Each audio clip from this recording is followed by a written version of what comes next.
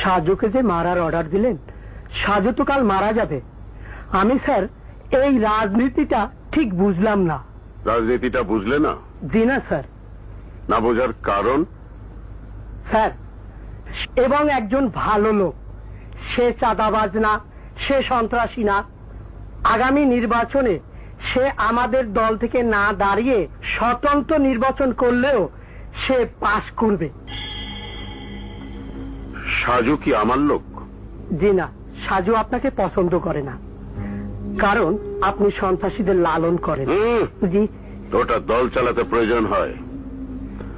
সাজুর জনপ্রিয়তা যেভাবে বাড়ছে তাতে সে একদিন আমারও প্রতিদ্বন্দ্বী হতে পারে।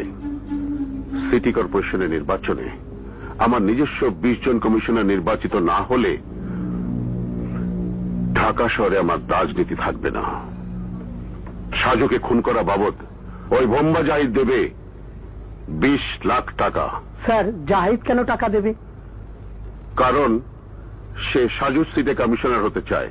স্যার, তাহলে হিসাবটা দাঁড়ালো এমন, সাজুকে খুন বাবদ জাহিদ আপনাকে 20 লক্ষ টাকা দেবে, খরচ 5 লক্ষ, বেঁচে যাবে 15 লক্ষ। মানুষ খুন করিও আপনাদের লাভ।